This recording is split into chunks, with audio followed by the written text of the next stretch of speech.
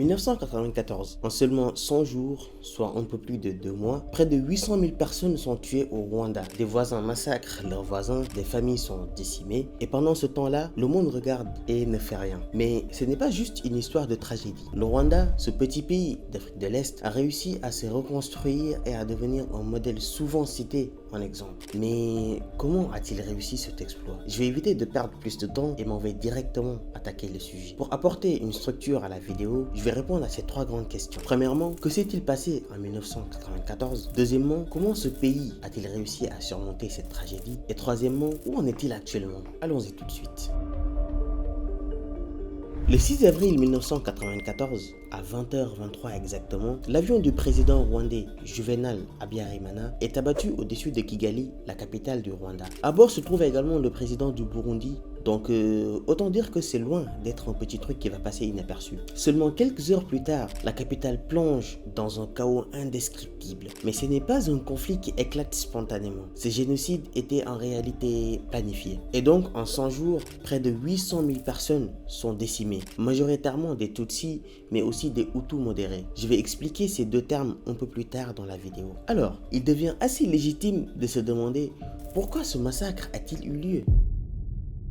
Pour comprendre, il faut remonter à l'époque coloniale. Avant l'arrivée des colons belges, les Hutus et les Tutsis vivaient ensemble en communauté, partageant la même langue, la même culture et parfois même les mêmes familles. On peut donc dire que c'était la belle vie. Mais les Belges introduisent des cartes d'identité ethnique et favorisent les Tutsis qu'ils considèrent comme plus évolués, tout en marginalisant les Hutus qui sont pourtant majoritaires dans le pays. Cette division empoisonne donc la société. Après l'indépendance en 1962, le pouvoir passe aux mains des Hutus, qui je rappelle sont majoritaires et étaient marginalisés par le passé. Et sans tarder, la tendance doit vite s'inverser. Cette haine latente explose. Les Tutsis deviennent une minorité persécutée. Au fil des décennies, des milliers de Tutsis fuient le pays pour échapper à la violence. Dans les années 90, la tension atteint son paroxysme. Le Front patriotique rwandais, retenez bien ce nom, il aura son importance plus tard, et donc c'est un groupe rebelle majoritairement Tutsi. Et ce groupe menace le régime en place. La propagande anti-Tutsi devient omniprésente, à la radio, dans les journaux et même dans les églises. Et en même temps, les Hutus au pouvoir appellent ces Tutsis des cafards à exterminer, rien que ça. Et donc, quand l'avion du président Habyarimana a été abattu, des milices Hutus armées et entraînées depuis des mois commencent un massacre systématique. Mais ce n'est pas seulement le travail de ces milices. Des voisins tuent leurs voisins, des enseignants tuent leurs élèves. La violence se propage partout. De ces faits, quelles sont les conséquences immédiates? En juillet 1994, le génocide prend fin lorsque le FPR, dont on avait parlé un peu plus tôt, et dirigé par Paul Kagame, prend le contrôle du pays. Quand le FPR met fin au génocide, le Rwanda est devenu méconnaissable. Des centaines de milliers de corps jonchent les rues. Des millions de personnes fuient vers les pays voisins, créant une crise humanitaire sans précédent. Le pays est détruit physiquement, socialement et émotionnellement. Tout est à reconstruire. Et non sans surprise, c'est ce qu'ils vont faire. Mais comment reconstruire un pays après une telle tragédie? Quand le génocide prend fin, donc en 1994, Paul Kagame et son gouvernement font face à une tâche titanesque. Restaurer l'ordre, soigner les blessures et reconstruire un pays complètement brisé.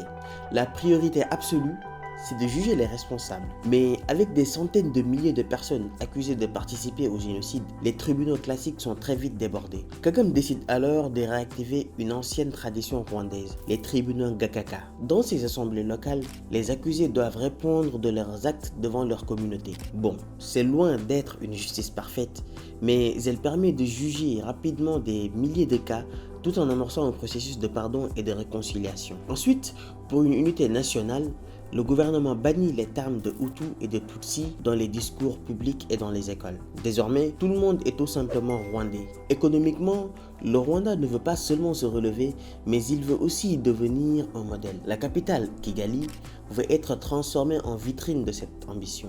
Le tourisme va également devenir une priorité. Alors, où en est le Rwanda aujourd'hui? Est-ce qu'il est devenu le modèle qu'on présente souvent? Spoiler, oui. Mais on va voir ça. Près de 30 ans après le génocide, le Rwanda est devenu aujourd'hui l'un des pays les plus cités un exemple sur le continent africain. Côté réussite, c'est impressionnant. Kigali, la capitale, est une ville très propre, moderne et organisée, souvent qualifiée de modèle en Afrique. L'économie affiche une croissance régulière depuis les années 2000. Le tourisme est en plein essor, notamment grâce au célèbre gorille des montagnes. Sur le plan social, le Rwanda est un leader mondial. 61% des députés sont des femmes et des avancées massives ont été faites dans le domaine de la santé et de l'éducation. Mais tout n'est pas parfait. Pour maintenir cette stabilité, Paul Kagame impose un contrôle super strict. Les médias sont surveillés et l'opposition politique est quasiment inexistante. Ce modèle autoritaire soulève des critiques, mais il a permis au Rwanda de se stabiliser rapidement. Si certains le voient comme un visionnaire, d'autres dénoncent un régime autoritaire où l'opposition et les médias sont strictement contrôlés. À l'international, le Rwanda est accusé d'ingérence dans les conflits de la région, notamment en République démocratique du Congo, où il est soupçonné de soutenir des groupes armés dans l'est du Congo. D'ailleurs, dites-moi dans les commentaires si cette question du génocide qui se passe actuellement au Congo et dont quasiment personne ne parle, ce qui est fou à mon avis, vous intéresse pour que j'en fasse une vidéo. Bon, je ferme la parenthèse. Et donc, c'est ce paradoxe qui rend le Rwanda fascinant.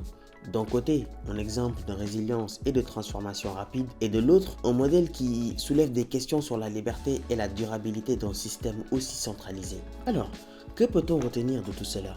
Le Rwanda, c'est l'histoire d'un pays qui a traversé l'un des pires génocides de l'histoire moderne, mais qui a choisi de se relever avec une détermination exceptionnelle. En moins de 3 décennies, ce petit pays de l'Afrique de l'Est est devenu un symbole de résilience. Une économie en croissance, des avancées sociales impressionnantes et une stabilité qui inspire bien des nations. Mais derrière ce succès se cachent aussi des questions importantes. À quel prix cette renaissance a-t-elle été obtenue? La stabilité et le développement peuvent-ils être durables dans un système aussi centralisé? Et surtout, peut-on parler de réussite si la liberté d'expression est aussi limitée? Ce qui est certain, c'est que le Rwanda reste un cas unique, à la fois fascinant et complexe.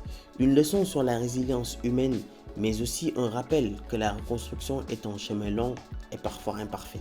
Et vous, pensez-vous que le Rwanda est un modèle à suivre ou bien c'est juste une exception difficilement reproductible? Dites-le moi dans les commentaires. Et si cette vidéo vous a appris quelque chose, n'hésitez pas à la partager pour que d'autres puissent découvrir cette histoire incroyable.